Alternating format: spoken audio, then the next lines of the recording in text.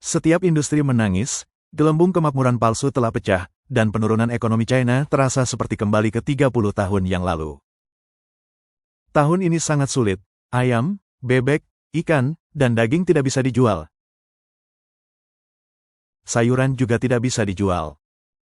Produk akuatik saya bahkan lebih sulit dipindahkan. Jika hal-hal terus seperti ini, Anda benar-benar akan minum angin barat laut. Siapa yang mengerti ekonomi macam apa ini sekarang? Ketika beberapa pemilik toko fisik berdiri bersama, mereka tidak berbicara tentang masa depan industri mereka hanya melampiaskan tentang apa yang harus dilakukan selanjutnya. Itu adalah paduan suara keluhan. Lihatlah sekarang, pekerja menangis, bos menangis, pembeli rumah menangis, penjual rumah menangis, peternak sapi menangis, petani tanaman menangis, sopir truk dan sopir ojek menangis, pekerja pengiriman menangis, pemilik supermarket dan restoran menangis, bahkan investor saham pun menangis. Toko fisik kecil dan menengah, dan setiap industri, mereka semua menangis. Pada tahun 2025, ekonomi China mengalami penurunan penuh, dengan setiap sektor mengalami kemerosotan. Gelombang dingin ekonomi menyapu setiap kelas. Gelombang pengangguran, PHK, upah yang tidak dibayar, pemotongan gaji, dan penutupan menghantam setiap industri. Cincin terbawa masyarakat berjuang keras di garis kelangsungan hidup. Mal dan jalan komersial yang dulunya ramai sekarang sepi, kosong dengan deretan toko yang tutup. Sekarang bukan hanya pakaian kami yang tidak laku, bahkan sayuran pun tidak bergerak. Baru saja tetangga kami datang, dia bilang dia akan pulang ke kampung halamannya besok. Dia menyebutkan bahwa akhir-akhir ini dia tidak tahu ada apa dengan orang-orang, mereka hanya makan kubis dan lobak, itu saja yang bisa dijual dalam sehari. Sayuran yang lebih mahal yang dia stok tidak laku, dan pada akhirnya semuanya membusuk. Baiklah, mereka tidak membeli pakaian, tetapi sekarang mereka bahkan tidak makan dengan benar. Dia mengatakan ini adalah Beijing yang kita bicarakan, jika seperti ini di sini, bagaimana mungkin ada orang yang bisa mengelola di tempat lain? Ini yang mereka sebut penurunan konsumsi, semua orang hanya bertahan hidup sebisa mungkin. Perdana Menteri Chang dalam laporan kerja pemerintahnya mengklaim bahwa target pertumbuhan ekonomi tahun ini adalah 5% dan membual bahwa mereka akan meningkatkan ekonomi dengan memperluas permintaan domestik. Analis mengatakan itu penuh kebohongan. Angka pertumbuhan 5% dari PKT itu sama sekali tidak kredibel. Ekonomi China jelas mengalami resesi parah saat ini, pertumbuhan tidak mungkin terjadi. Jika ada pertumbuhan yang tinggi, kita tidak akan melihat tingkat pengangguran yang tinggi dan gelombang penutupan seperti itu.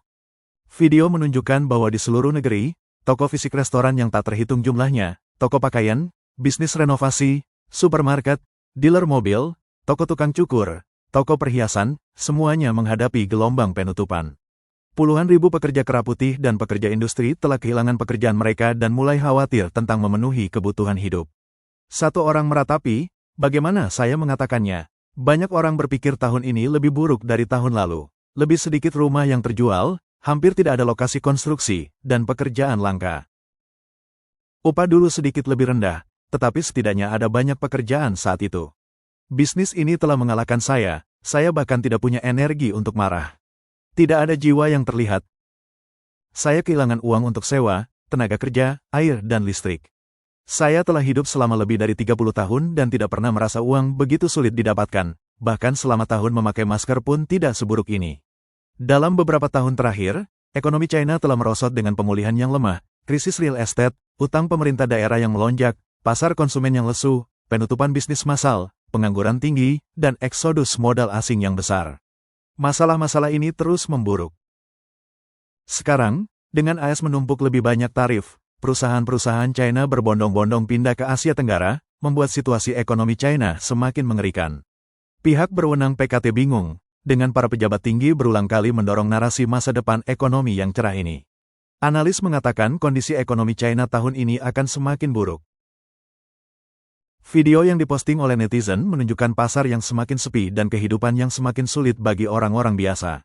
Akhir-akhir ini, saya terus melihat klip toko fisik menutup pintu mereka. Bahkan pekerja dari pabrik pakaian mengatakan bahwa segera setelah tahun 2025 dimulai, produksi pakaian musim semi bahkan tidak dimulai sebelum berakhir. Orang-orang sudah pulang ke kampung halaman mereka, itu gila. Analis mengatakan pemulihan ekonomi China berubah dari buruk menjadi lebih buruk, mencerminkan resesi besar Jepang 30 tahun yang lalu. Netizen mengatakan mereka melihat seorang wanita tua menggali tempat sampah selama berabad-abad. Ketika ditanya apa yang dia cari, dia mengatakan dia sedang memeriksa botol kosong untuk dijual.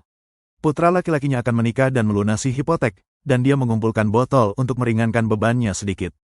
Kenyataannya adalah bagi orang miskin, hanya bertahan hidup membutuhkan setiap ons kekuatan yang mereka miliki.